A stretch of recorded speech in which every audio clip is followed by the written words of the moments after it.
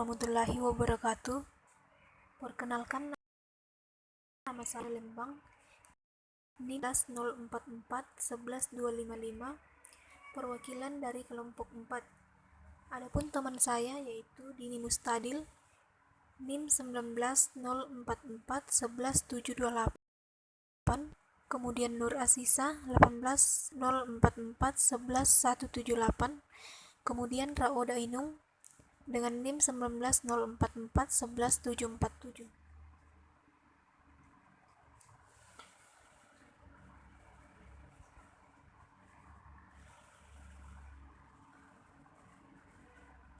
Adapun struktur kerja yang akan menggambarkan mengenai sistem yang berjalan pada sistem informasi data desa TT-Induk. Yang pertama yaitu pengembangan flowchart sistem yang berjalan pada sistem admin desa. Yang pertama yaitu kita masuk, kemudian input username atau password, kemudian cek data login, kemudian di situ nanti akan muncul data penduduk dan banyaknya penduduk. Di data banyaknya penduduk akan muncul jumlah penduduk dan nama dusun. Kemudian di data penduduk akan muncul pengelolaan data desa. Setelah itu, informasi data yang ada di desa TT-Induk akan muncul. Setelah itu selesai atau finish.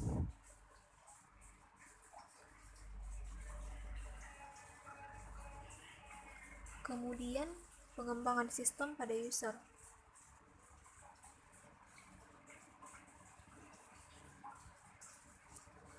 Yang pertama, kita masuk, kemudian pilih pengelolaan data desa.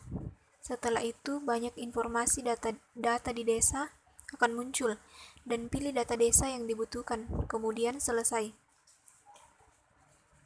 Adapun harapan pemakai sistem atau user yaitu, selama ini proses input atau output di aparat desa TT-Induk masih konvensional, yang dimana bersifat monoton, karena hanya menggunakan metode manual, sehingga minat dan ketertarikan masyarakat untuk masuk ke dalam dunia aparat sangat rendah karena metode tersebut.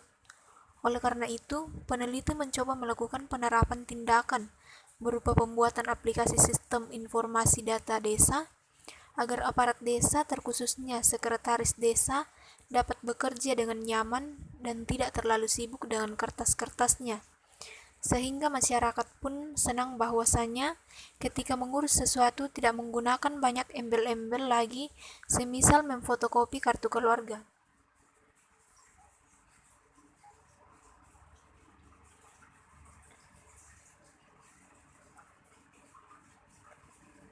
Adapun kelayakan sistem dalam pengembangan ini, yaitu